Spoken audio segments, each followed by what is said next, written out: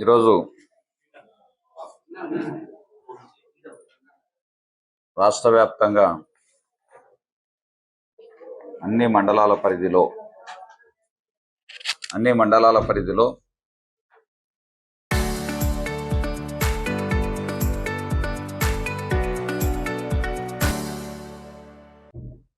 2 సంవత్సరాల పూర్తి పాలన పూర్తయింది కాబట్టి ఈ 2 సంవత్సరాల్లో చెప్పినటువంటి హామీలు నెరవేర్చలేక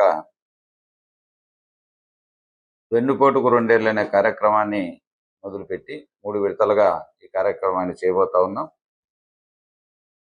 4వ తారీఖున 8, 9 తారీఖుల్లో, అదేవిధంగా 12వ తారీఖున నియోజకవర్గ స్థాయిలో కార్యక్రమాలు చేపట్టడం జరుగుతూ ఉంది. దీనిలో భాగంగా నా నియోజకవర్గంలో కూడా ఈరోజు నేను కూడా పాల్గొనేది ఆత్మకూరు, వెలుగోడు మండలాల్లో పాల్గొనాల్సినది ఉంది.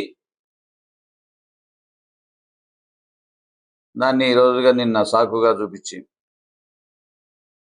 నిన్న జరిగినటువంటి సంఘటన, నా ఇంటి పైన దాడి చేయాలని ఒక ప్రయత్నం చేసినప్పుడు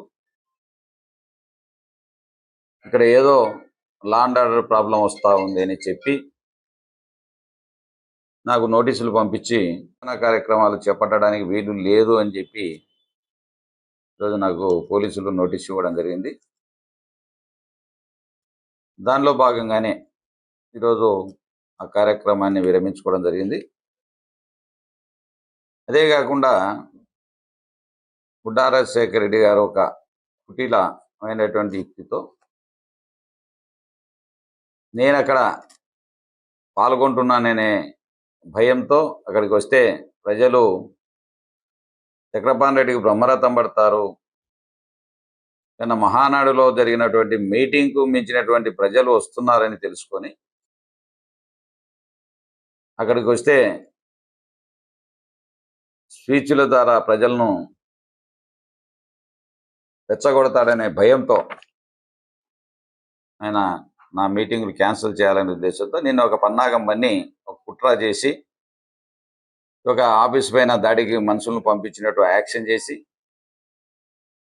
నిన్న విరమింపజేయడం జరిగింది.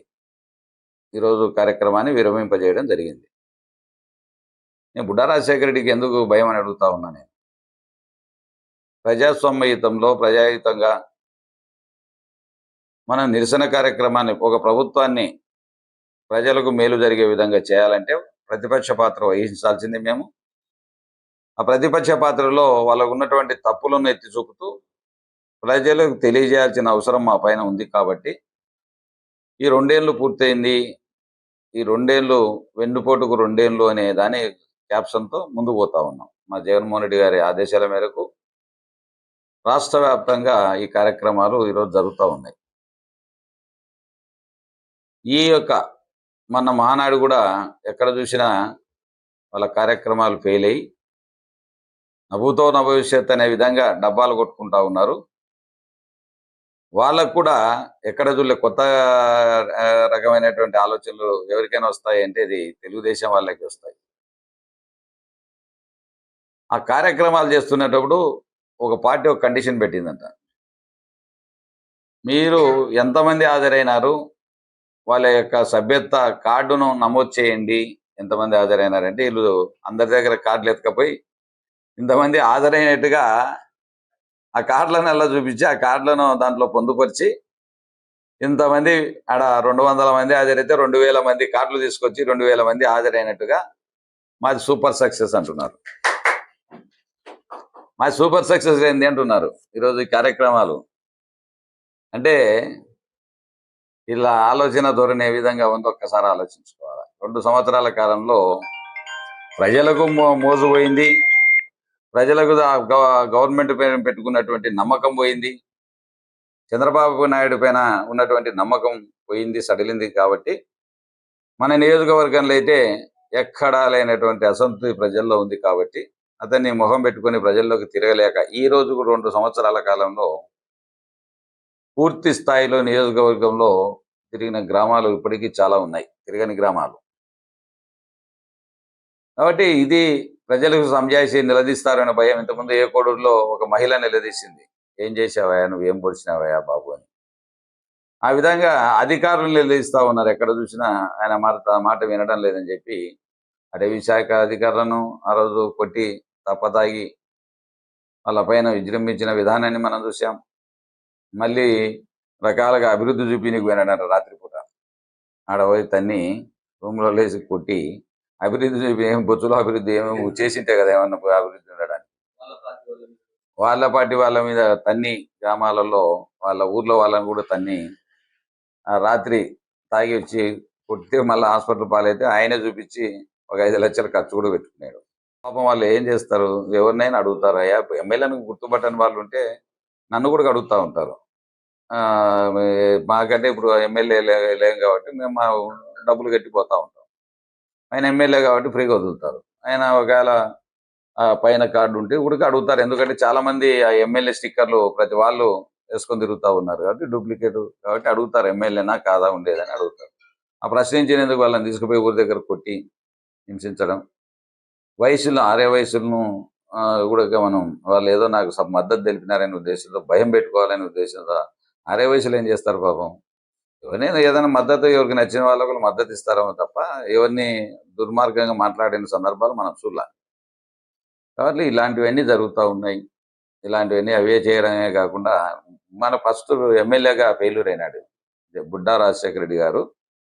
ఎమ్మెల్యేగా పనికిరానిగా తయారయ్యి ఈరోజు ప్రజల మీద ఎవరు పోయినా కోప్పడుతూ ఎవరిని ఇష్టారాజ్యంగా బూతులు తిడుతూ ఆళ్ళను పిల్లలను తిడుతూ నా లంజ కొడుకులు లప్ప కొడుకులు ఇష్టం వచ్చిన భాషను నోటికి తెస్తే ఎంత పెద్ద మాట వస్తే అంత పెద్ద మాట మాట్లాడుతూ వానికి పుట్టే నా కొడుకులు ఈయనకి పుట్టే ఈ రకంగా భాషను తమ పార్టీ వాళ్ళని కూడా తిడుతూ ఈ మధ్యకాలంలో బాగా ఈ కార్యక్రమాన్ని మొదలు పెట్టాడు. భయాందోళన చేసుకోవాలి. ఎందుకంటే రాబోయే త్వరలో లోకల్ బాడీ ఎలక్షన్లు వస్తూ ఉన్నాయి. ఏ విధంగా అయినా సరే వీళ్ళను భయోత్పాతానికి గురి చేస్తే రేపు పోటీ చేయరని పోలీసులను పక్క పెట్టు, మన ఇద్దరం తనలాడదాం.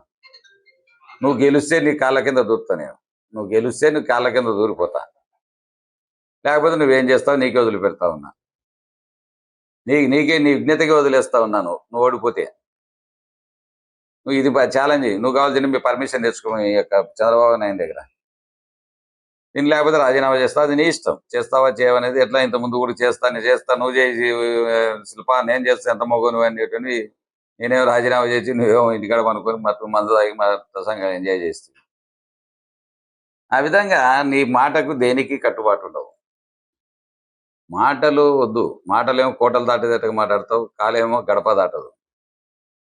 కోటలు దాటుతాయి, మాటలేమో ఆకాశంగా పోయబ్బా ఈడెంత మొగోడబ్బా అన్నట్టుంటుంది. ఆఖరు చూసి ఇంట్లో నుంచి కాలు కూడా బయట పెట్టవు. ఆ విధంగా నీ ప్రగల్భాలతో ఉత్తర కుమారుని ప్రగల్భాలతో ఈరోజు నెట్టుకొస్తా ఉన్నావు.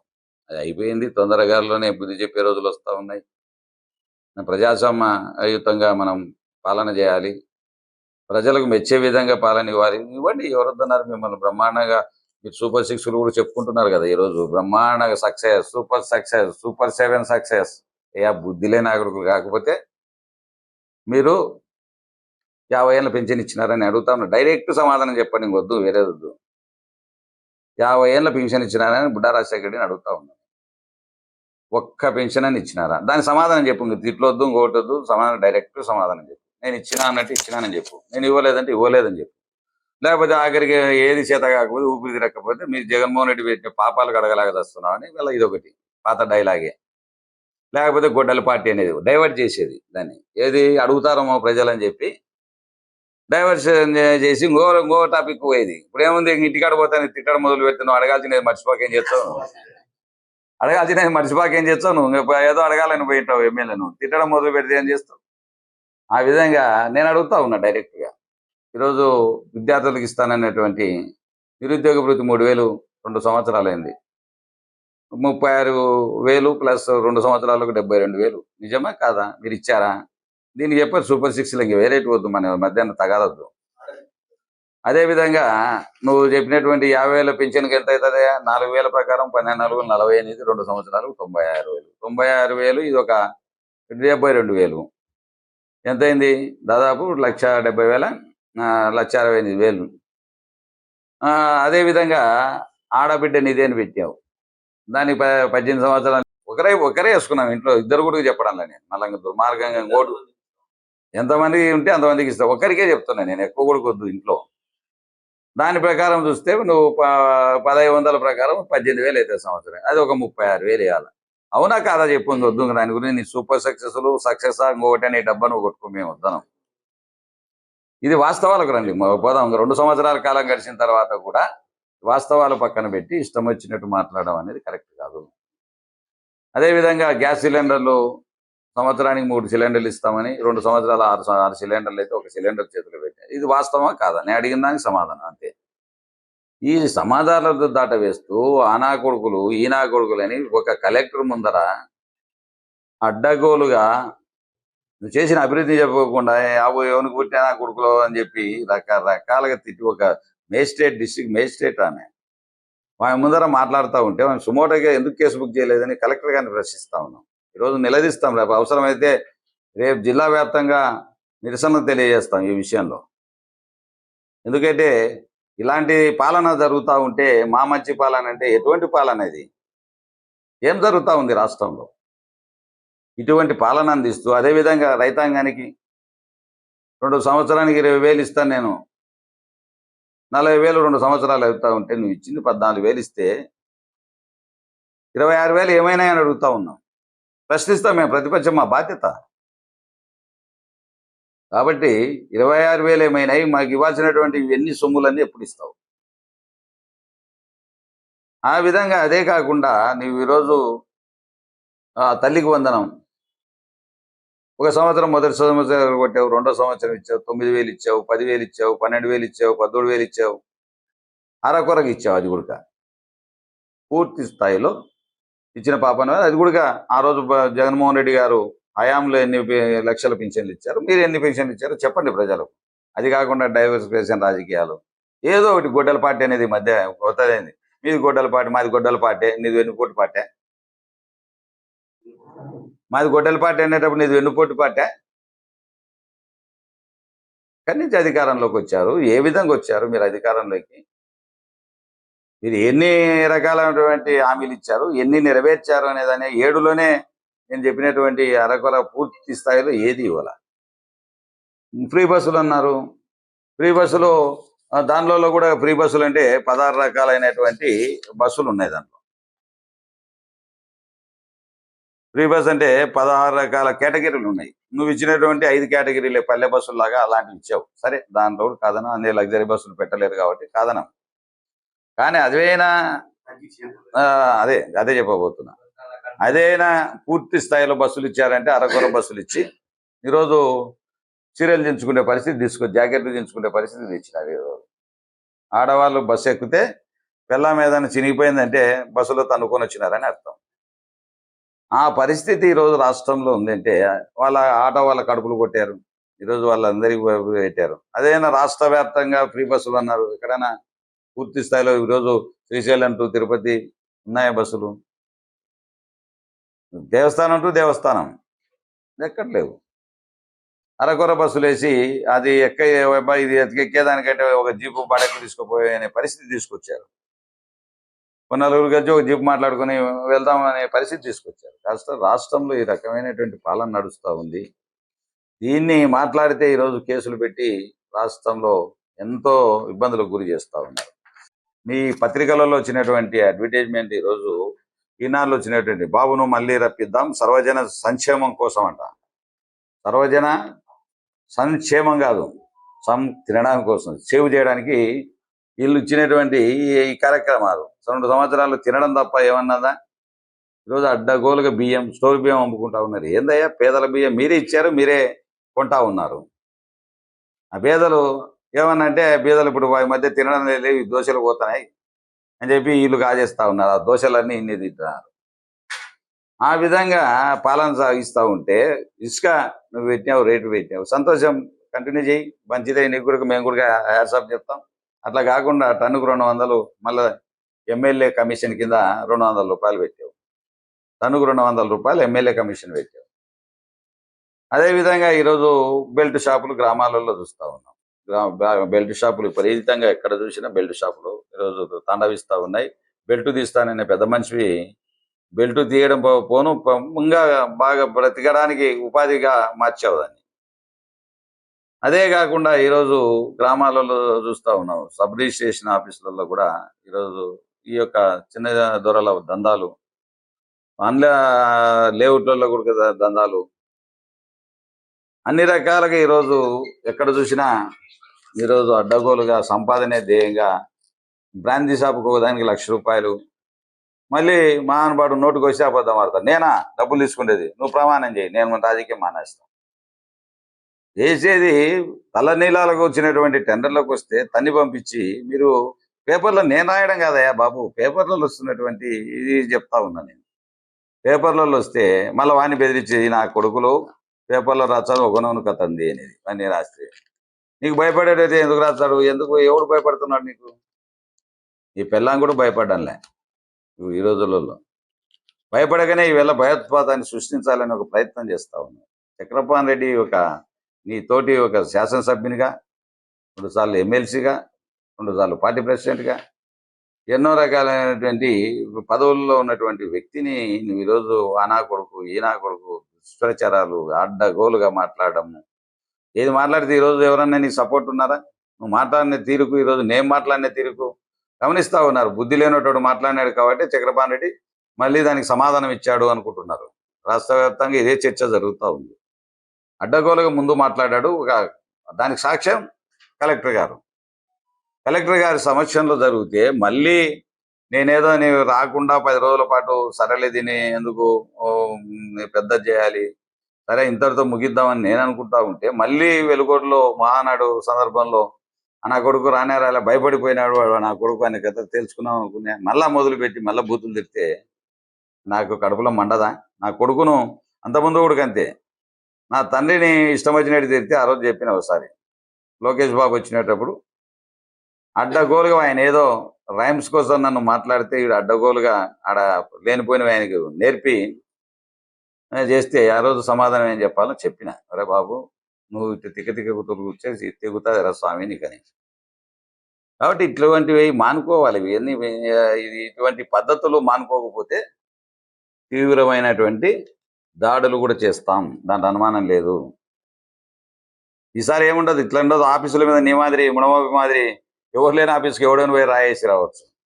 దమ్ము ధైర్యం ఉంటే నన్ను దాడి చేయి, నీకు మొగోలు అయితే నన్ను దాడి చేయి, నీ సత్తా ఎంత ఉందో రా, కమాన్ నన్ను ఎదుర్కో, నా మీద దాడి చేయి చేతనైతే, తేల్చుకున్నాం. అట్లా కాకుండా ఎవడు ఆడే ఉంది, ఇంటికాడ ఎవరు ఉంటాడు, ఒక వాచ్మెన్ తప్ప ఎవడు ఉంటాడు ఆడ, ఆడపోయి ఇది దాడి అంట రాలేదంట, పెద్ద టీవీలలో పెద్ద ప్రచారము. దానికి అవసరమా ప్రచారం? దాన్ని దాడిగా భావించను, ఇంకోటి భావించను, నీ చేతగాంతనంగా భావిస్తా. నీకు దమ్ము ధైర్యం ఉంటే నా మీద దాడి చేయి, తెలుసుకున్నాం. దానికి ఎవరో నువ్వా నేనా, ఇద్దరిటోళ్ళు ఎవరో ఒకరు తేలిపోతుంది. ఆ విధంగా కాకుండా ఎప్పుడైనా ఇలాంటి తిక్క ఆలోచనలు మానుకొని మర్యాద వహించండి. ఈరోజు సూపర్ 6 పథకాలు అమలు చేస్తామని బాండ్లపై సంతకాలు చేసినారు ఈ మహానుభావులు. ఈ మహానుభావులు ప్రజలను మోసం చేసి బాండ్లు ఇచ్చినారు. అయ్యా ఇప్పుడు నేను చెప్తేనే 50 ఏళ్ళకు సంవత్సరానికి పెన్షన్ రూపంలో 48,000 వస్తుంది, మీ పిల్లోడు చదువుకొని ఉంటే 3,000 ప్రకారం 36,000 చేతిలోకి వస్తుంది, గ్యాసులు ₹1,050 ప్రతి 3 గ్యాసులకు, దానికి 3,000 చిల్లర డబ్బులు జోలో పడతాయి. అదేవిధంగా ఇది మన ఆడబిడ్డ నిధి కింద నెలకు 15,500 ప్రకారం 18,000 ఒక్కొక్క పిల్లలకి ఇంటికి కుటుంబానికి వస్తుంది. ఈ రకంగా నీకు రైతు ఏమంటారు, రైతు వీళ్ళది స్కీమ్ పేరు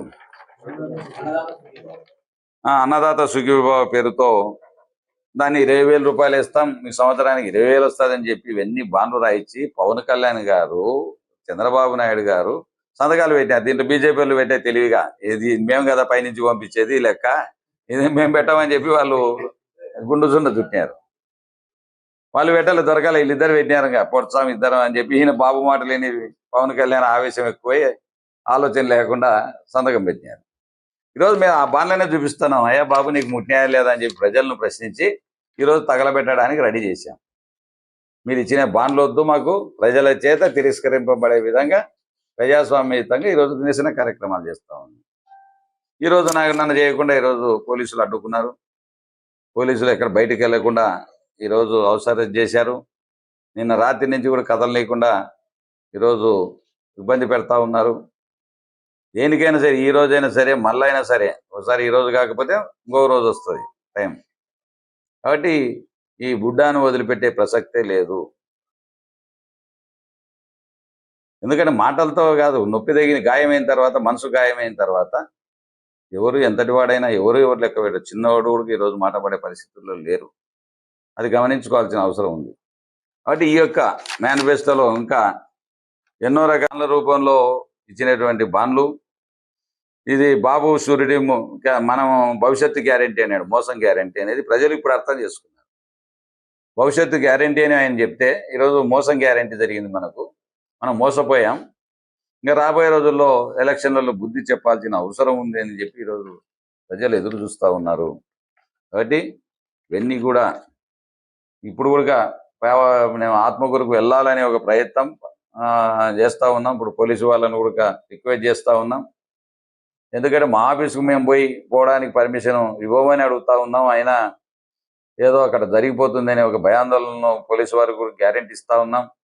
ఎలాంటి ఆందోళన చెందాల్సిన అవసరం, మేము ఎక్కడే గలాటలు లేకుండా మా ఆఫీస్కు మమ్మల్ని వెళ్ళనేమని చెప్పి రిక్వెస్ట్ చేస్తూ ఉన్నాం పోలీసులను. పోలీసులు వినుకోవడం లేదు. దయచేసి ఎస్పీ గారితో కూడా మాట్లాడతాను. మేము ఎక్కడే కానీ వాళ్ళలాగా తప్పుడు మాటలు మాట్లాడడం, ఇంకొకటి మాట్లాడడం అలాంటివి చేయం. మేము ఒక పద్ధతి గల నాయకత్వంలో నడుస్తూ ఉన్నాం. కాబట్టి ఇది పోలీసులు కూడా అర్థం చేసుకుంటారని భావిస్తా ఉన్నాం.